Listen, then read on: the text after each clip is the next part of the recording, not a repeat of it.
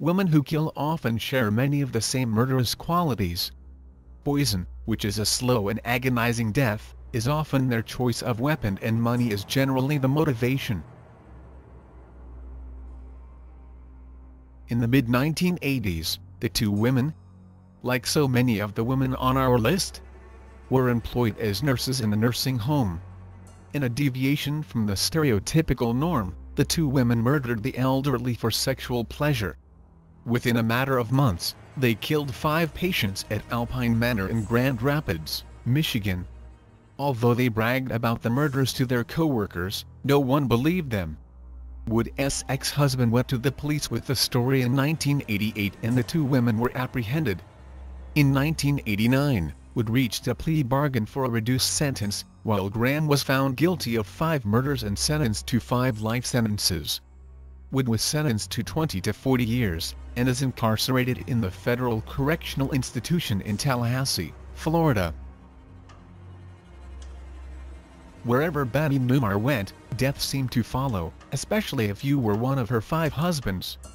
But even after her arrest for killing her last husband, she managed to avoid going to trial, forever.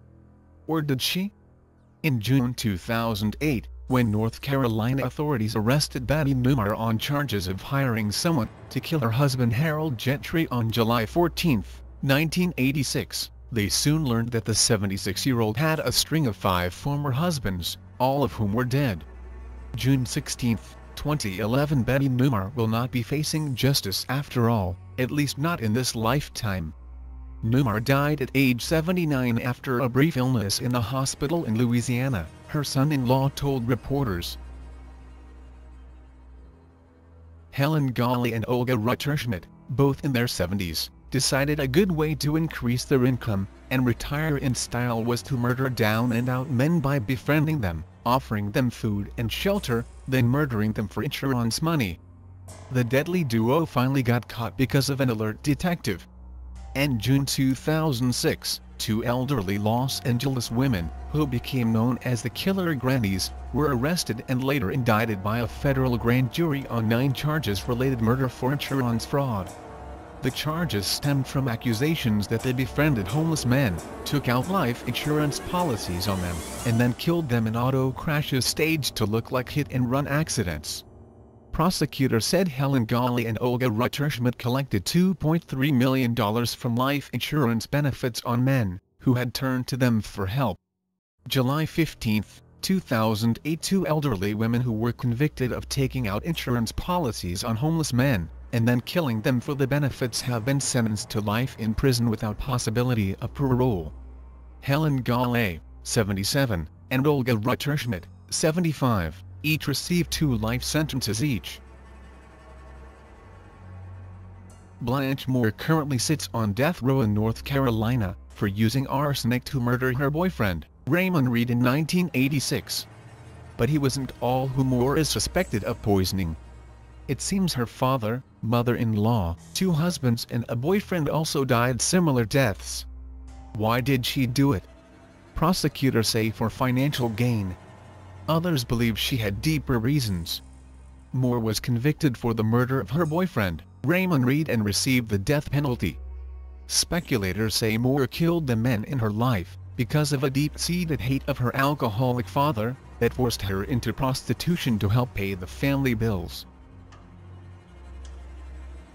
Belle Gunness was a stout 280-pound woman that had little problem attracting men she met through personal ads. Many of the men showed up to her small farm in LaPorte, Indiana, but then vanished, never to be seen again. But this ruthless killer didn't just kill men. She also killed vagrant women and her adopted children. No one was safe in Belle Gunness' home. Belle Gunness 1896-1908 was responsible for killing 49 people on her small farm in LaPorte, Indiana, just outside of Chicago. Her victims included ranch workers, vagrant females, adopted children, and her many husbands. Amy Gilligan owned a private nursing home in Windsor, Connecticut, where she served her aging guests nurturing tonics and nutritional meals. In return they signed over to her their life insurance policies and large sums of money right before they died, or so she wanted the police to believe after she became suspected of foul play. Amy Gilligan 1901–1928 was known for her nurturing tonics and nutritional meals at her private nursing home in Windsor, Connecticut. It was until it was discovered that she had added arsenic to her recipe, resulting in the deaths of many of her patients and 5 husbands, all of whom had named her in their wills right before their untimely deaths. Janie Gibbs was a very giving woman with the insurance money she made after she killed her husband with the rat poison she put in his food. She also thrived on the wonderful outpouring of sympathy and support she received from her church. In fact, she enjoyed the money and the attention she received so much that she decided to kill off the rest of her family. Janie Lou Gibbs murdered her husband, 3 children and a grandson by poisoning them with arsenic so she could collect on the life insurance policy she had on each victim. She was found guilty of poisoning her family May 9, 1976, and received a life sentence for each of the 5 murders she committed. In 1999, at age 66, she received a medical release from prison because she was suffering from the advanced stages of Parkinson's disease. When Oklahoma investigators began questioning Nannie Doss about the massive amounts of poison found in the remains of her 5th husband, little did they know that he was just the tip of the proverbial iceberg. By the time the interviews were over, Doss, later known as the Giggling Granny and the Jolly Black Widow, had confessed to killing 11 more family members including her mother, sisters and a grandson. Nannie Doss was a serial killer who earned the monikers the Giggling Nanny, the Giggling Granny and the Jolly Black Widow, after going on a killing spree between the 1920s to 1954. Dubbed the Black Widow of Henderson County, Beets was convicted and given the death penalty in 1985 for shooting her 5th husband and burying his body in the yard of their home in Gun Barrel City, Texas. But his wasn't the only body they found hidden by Beets. Betty Lou Beets was convicted of murdering her husband, Jimmy Don Beets, and suspected of killing her ex-husband, Doyle Wayne Barker. Beets was executed by lethal injection in Texas on February 24, 2000, at the age of 62. Velma Barfield had a bad case of taking money from those around her. And when she felt like she was close to being caught, Velma Barfield was a 52-year-old grandmother and serial poisoner. She got rid of the problem by feeding her victims arsenic.